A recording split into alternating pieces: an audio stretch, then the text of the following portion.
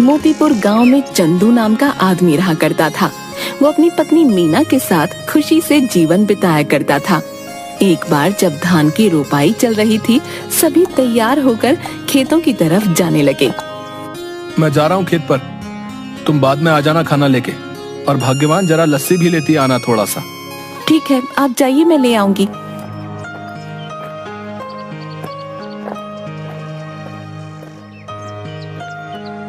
चंदू खेत में पहुंचता है। थोड़ी देर काम करता है, तभी खेतों की मेड़ों पर दो आदमी चल रहे होते हैं। उनमें से एक आदमी छाता लेकर चल रहा होता है। जमींदार करोड़ीमल और उनका मुंशी बाबूलाल।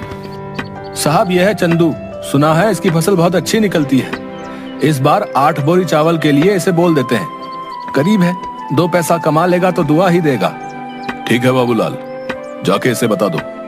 जी मालिक। अरे ओ चंदू, सुन तो। क्या बात है बाबूलाल भाई? जमींदार साहब तुझसे मिलना चाहते हैं। मुझसे मिलना चाहते हैं? क्यों? अरे वो तेरी फसल खरीदना चाहते हैं, जा जल्दी जा। जी जमींदार साहब। आओ चंदू आओ, सुना है तुम्हारी फसल बहुत अच्छी होती है। क्या इस बार की फसल तुम हमें बेचना चाहोगे? बाजार के दाम से अच्छा दाम दे दूंगा। ये तो हमारे लिए खुशी की बात है साहब। तो फिर ठीक है, जिस दिन फसल ठीक से तैयार हो जाएगी हमें बता देना। हम आदमियों को भिजवा देंगे, तुम्हारी फसल काटने में वो सब तुम्हारी मदद करेंगे और तुम्हारे घर पर पैसे भिजवा देंगे। उसके बाद जमींदार चला जाता है। चंदू फिर से खेत में वापस आकर काम करने लगता है। थोड़ी देर बाद मीना वहाँ आ जाती है। सुनिए जी, आ जाइए, आपके लिए खाना लेकर आई हूँ, और हाँ, साथ में लस्सी भी लाई हूँ। आता हूँ। इसके बाद चंदू मीना के पास पहुँच जाता है। लाओ लाओ, बड़ी भूख लगी है। लीजिए। मीना, जमींदार जी आए थे, जानती हो उन्होंने क्या कहा? क्या कहा? उन्होंने कहा कि वो हमारी इस बार की फसल खरीदना चाहते हैं और बाजार से अच्छे दाम भी देंगे। ये तो बड़ी खुशी की बात है। ये सब माता रानी की कृपा से हुआ है। मैं कहती थी ना, एक दिन सब ठीक हो जाएगा। माता रानी करे ऐसा ही हो। इसके बाद दोनों घर चले जाते हैं। इसके बाद चंदू सो जाता है। चंदू शाम को उठा और घर के आंगन में लगी क्यारी से सब्जियां निकाली। मैं ये सब्जी बेच के आता हूँ, ठीक है? सुनिए, आप समय से आ जाइएगा, रात होने से पहले। ठीक है। उसके बाद मंडी में सब्जियां बेचकर वापस आते वक्त एक मछली के ठेले के पास। मछली कैसे दे रहे हो भाई? भाई चंदू सुनो, तुम ये दोनों ले जाओ 100 रुपए में, मुझे जरा जल्दी घर जाना है। ये लो भाई 100 रुपए। आज मीना को कहूंगा मछली के गर्मा गर्म पकौड़े खिला दे। चंदू घर पहुंचा। अरे ओ मीना, कहाँ हो? ये लो मछली। आज पकौड़े खाने का दिल कर रहा है, जरा बना दो। जी हाँ ठीक है, लेकिन पहले आप हाथ मुंह धो लीजिए। इसके बाद मीना मछली पकाने लग गई। अरे वाह, तुम्हारा कोई जवाब नहीं। आहा, क्या पकौड़े बनाए हैं, वाह वाह वाह। इसी तरह कई महीने बीत गए। चंदू के खेतों में सोने की तरह चमकने वाली फसल तैयार हो गई। मीना, मैं खेत में जा रहा हूँ, जमींदार के आदमी पहुँचते ही होंगे। ठीक है। चंदू खेत में गया। चल चंदू, तैयार हो जा, बहुत काम करना बाकी है आज। जमींदार के आदमी वहाँ पहुँच गए। चलिए सब काम पर लग जाते हैं। सेठ ने कहा है जल्दी से सारा काम निपटा कर फसल चंदू के घर पहुंचा देना। सबने मिलकर फसल काटी और 8 बोरियां तैयार कर दी। तभी वहाँ मीना आई। ये क्या, इतनी जल्दी काम भी हो गया? मीना, इसीलिए तो कहते हैं कि एकता में बल है। जो काम मैं अकेला 2 दिन में करता, वो हम 4 लोगों ने मिलकर कुछ ही टाइम में कर दिया। इसके बाद सबने मिलकर बोरियां चंदू के घर तक पहुंचा दी। हम सब कल आके ये बोरियां सेठ के घर ले जाएंगे। चलिए हम चलते हैं। चलो, आज का काम भी खत्म हुआ, बस अब कल का इंतजार है। उसने सारी बोरियां घर में रख दी। तभी आधी रात को चंदू के घर के बाहर कुछ चोर बात करते हुए। सुनो सबके सब, ध्यान से घुसना। अगर हम खाली हाथ लौटे तो सरदार हमें छोड़ेंगे नहीं।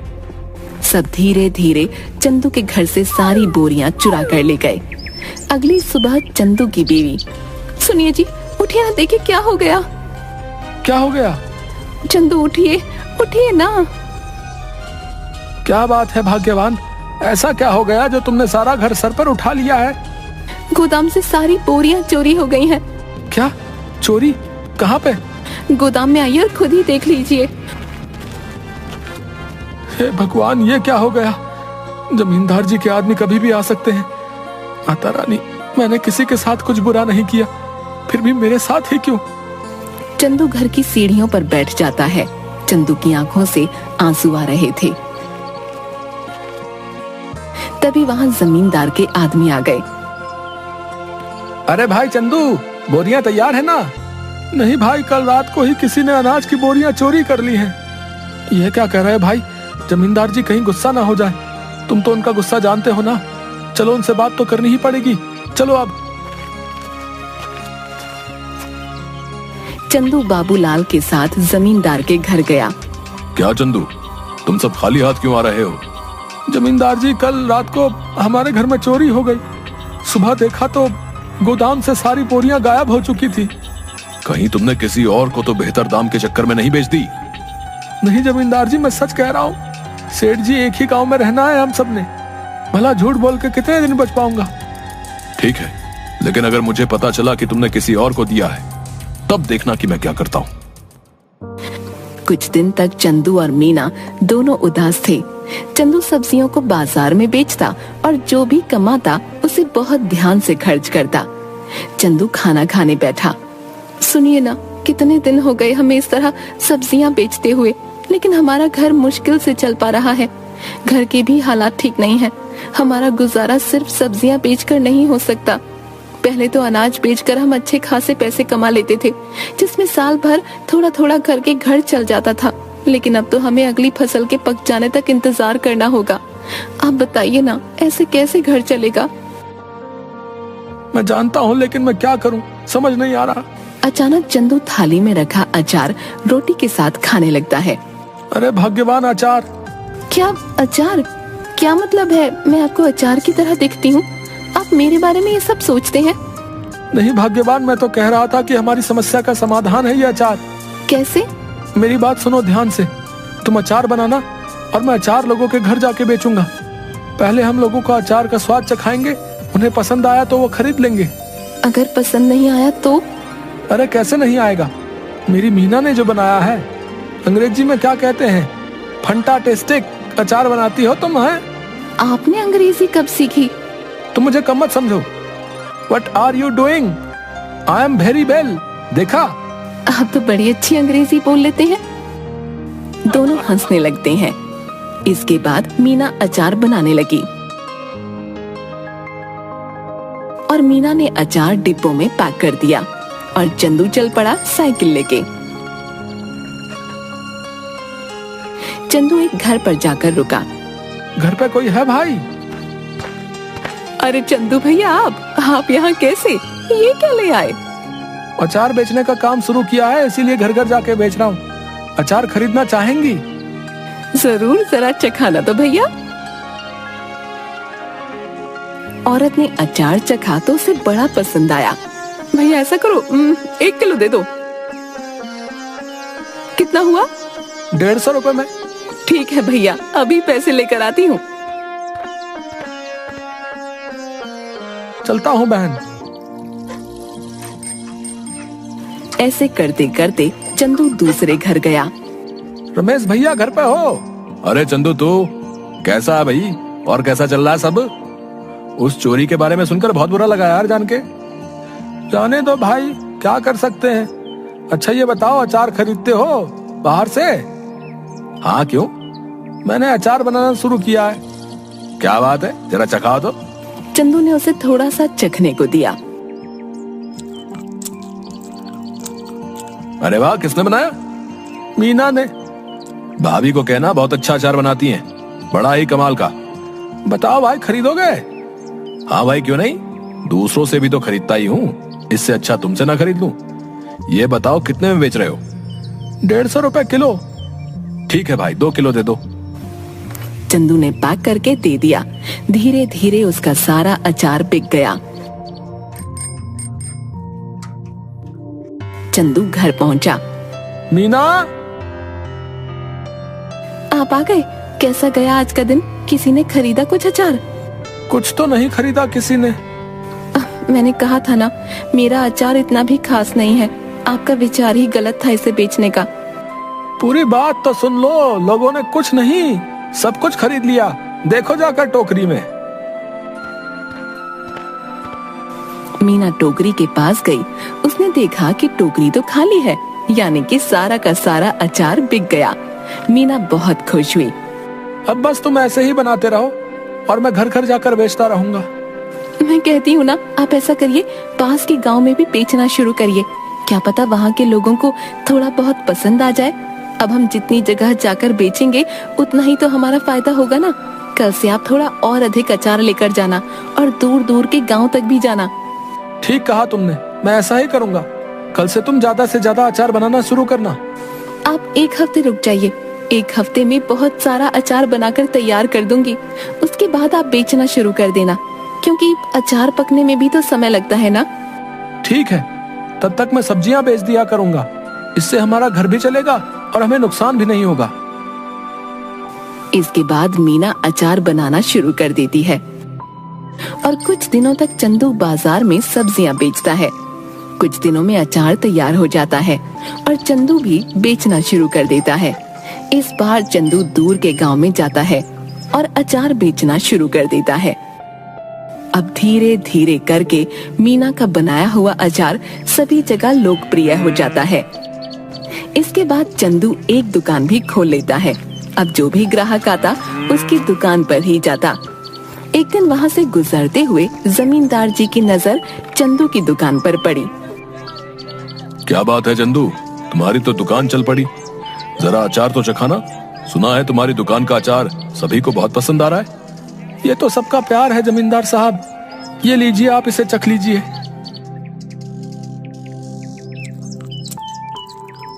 ये तो बड़ा स्वादिष्ट है।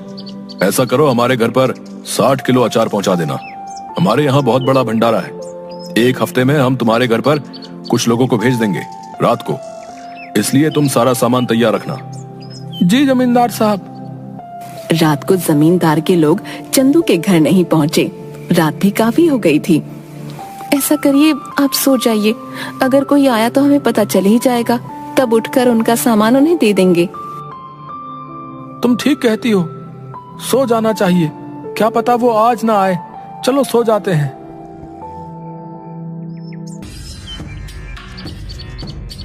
अगले दिन जब चंदू और मीना उठे तो घर में फिर से चोरी हो चुकी थी। इस बार चोरी अचार की हुई थी। सुनिए, घर में फिर से चोरी हो गई है। किसी ने इस बार हमारा रखा हुआ अचार चुरा लिया। चंदू उठा और जाकर अचार जहाँ रखा था वहाँ देखने लगा। मैं जमींदार साहब को बता कर आता हूँ। उन्हें कहीं और से पता चलेगा तो कहीं वो गुस्सा ना हो जाए। ठीक है, आप संभाल लेना सब कुछ इस बार।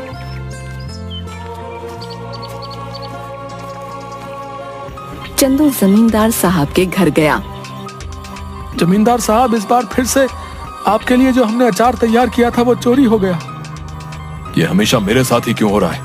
मैं तुमसे कुछ भी मंगाता हूँ और वो तुम्हारे घर में चोरी हो जाता है। मुझे लगता है तुम मुझे अपना सामान बेचना ही नहीं चाहते। ठीक है, मैं भी नहीं खरीदूंगा आज के बाद तुम्हारा कोई सामान। जाओ।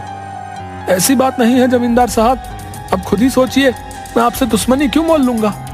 आप चिंता मत करिए, मैं आपके लिए दोबारा से 60 किलो का अचार तैयार करता हूँ। ठीक है, अगर इस बार कुछ हुआ तब देख लेना। चंदू अपने घर गया और सोचने लगा कि अब इस चोर को कैसे रोके। इस बार चंदू ने बहुत सारे मटकों को एक जगह पर रखा और चला गया। अचानक आधी रात को आवाज आई। सारे के सारे चोर दर्द से चिल्ला रहे थे। अब जैसे ही चंदू उस कमरे में गया जहाँ पर अचार रखा हुआ था, तो वहाँ देखा सारे के सारे चोर जमीन में लेटकर चिल्ला रहे थे और अपनी आंखें मल रहे थे। ये क्या कर दिया? कोई बचाओ हमें। पानी पानी दो हमें कोई। अरे हमारी आंखें जल रही हैं। अब आया ना मजा? मेरे घर में जैसे तुम्हें आदत ही पड़ गई है चोरी करने की। क्या मजा आता है तुम्हें ये करके? है इतना दिमाग चोरी में लगाते हो, कुछ और कर लेते ना, अभी तो चैन से अपनी जिंदगी बिता रहे होते। पर नहीं, तुम्हें तो चोरी ही करनी है। लो करो अब चलो बताओ क्यों कर रहे थे चोरी? ये सब हम अपनी मर्जी से नहीं कर रहे थे, हमें सब करने के लिए बाबूलाल ने कहा था। क्या बाबूलाल? भला उसे क्या जरूरत पड़ गई? ये तो मुझे नहीं पता, आप हमें माफ कर दीजिए, अब पुलिस को मत बुलाना बस। ठीक है, नहीं बुलाऊंगा, पर मेरी एक शर्त है। अगर गांव में तुमने दोबारा कभी चोरी की तो मैं बाबूलाल की मदद लेकर तुम्हें पुलिस के हवाले कर दूंगा। ऐसी नौबत नहीं आएगी चंदू भाई, हमें माफ कर दो। इसके बाद चोर चले गए। अगले दिन चंदू जमींदार साहब के घर गया। उसने जमींदार साहब को सारी बातें बता दी। जमींदार साहब, ये बाबूलाल ही है जिसने आज तक हमारे घर में चोरियां करवाई हैं। तुम कैसे कह सकते हो कि सारी चोरियां बाबूलाल ने ही कराई हैं? क्योंकि कल मैंने खाली मटके गोदाम में रखवाए थे और दरवाजे के ऊपर मिर्च की थाली रखवा दी थी। जैसे ही उन्होंने दरवाजा खोला, उनके ऊपर लाल मिर्च गिर गई और उन सबकी आंखों में जलन होने लगी और वो चिल्लाकर पानी मांगने लगे। बस मुझे पता चल गया। मैं उनके पास गया तो उन्होंने तोते की तरह सब उगल दिया। इस बाबूलाल को पकड़ लो और पुलिस को फोन करो। तभी सेठ के आदमी बाबूलाल को पकड़ कर लाते हैं। मुझे माफ कर दीजिए जमींदार साहब, कुछ कीजिए। भला मैं इतने सालों से आपके यहाँ काम पे हूँ, कुछ रहम करिए। मुझसे क्या माफी मांग रहे हो? गलत तो तुमने चंदू के साथ किया है, उससे माफी मांगो जाओ। मुझे माफ कर दो चंदू, मैं आज के बाद कभी ये सब नहीं करूंगा। लालच में मुझसे बहुत बड़ी गलती हो गई। गलती तो तुमसे हुई है, लेकिन तुम्हें छोड़ देना मेरे बस में नहीं। आज तुम्हें छोड़ दूंगा तो कल कोई और चोरी कर लेगा। उनके पास एक सबक जाना चाहिए कि जैसा करोगे वैसा भरोगे, इसलिए मुझसे किसी चीज की उम्मीद मत रखो। तभी तो पुलिस वाले आकर बाबूलाल को गिरफ्तार करके ले जाते हैं। भाइयों, अचार ले आओ। बहुत सारे आदमी अचार के भरे मटके ले आए। ये लीजिए जमींदार साहब, इस बार आपके घर में हमारा सामान आखिरकार पहुंच ही गया। ये लो तुम्हारे पैसे चंदू। तुम सच में ईमानदार और मेहनती किसान हो, हमें तुम पर नाज है। आपका बहुत शुक्रिया सेठ जी। चलिए अब मैं चलता हूँ। इसके बाद चंदू अपने घर लौट गया और इसके बाद से चंदू के घर में कभी कोई चोरी नहीं हुई और चंदू का काम बहुत अच्छे से चलने लगा।